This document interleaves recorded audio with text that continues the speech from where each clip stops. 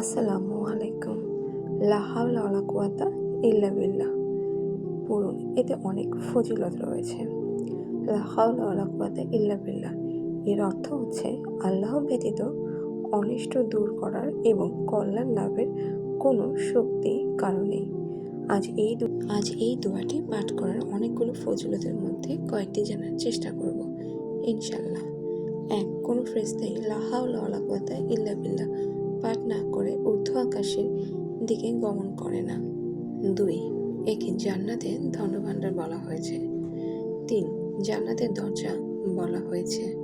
৪. আরশের খনি হতে নেওয়া হয়েছে বলা হয়েছে। ৫. এটি পাঠ করে দোয়া করলে দোয়া কবুল হয়।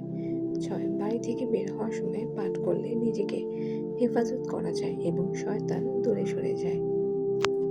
৭. এটি নিয়মিত পাঠ করলে সমুদ্রের ফেরারশি সমান গুনহা হলেও ক্ষমা করে দেওয়া হয়। সুবহানাল্লাহ। ৮. এটি পাঠ করলে জান্নাতে একটি করে বৃক্ষ রোপণ করা হয়। সুবহানাল্লাহ। ৯.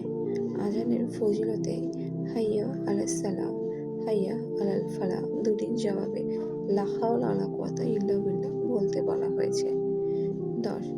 রাসূলুল্লাহ সাল্লাল্লাহু আলাইহি ওয়াসাল্লাম বিখ্যাত সাহাবী আবু যর রাদিয়াল্লাহু তাআলা আনহু থেকে ৭টি কাজ করতে আদেশ করেছেন। তার মধ্যে একটি হলো অধিক পরিমাণে লা হাওলা ওয়ালা কুওয়াতা ইল্লা বিল্লাহ পাঠ করা। উল্লেখ্য যে লা হাওলা ওয়ালা কুওয়াতা ইল্লা বিল্লাহ ৯৯টি রোগের ঔষধ। এটি পাঠ করলে বিপদ আপদ দূর হয় বা চিন্তা দূর হয়। আল্লাহই সবচেয়ে জ্ঞানী। আল্লাহ তাআলা আমাদের সকলকে বেশি বেশি আমল করার তৌফিক দান করুন। আমিন সুম্মা আমিন। আল্লাহ।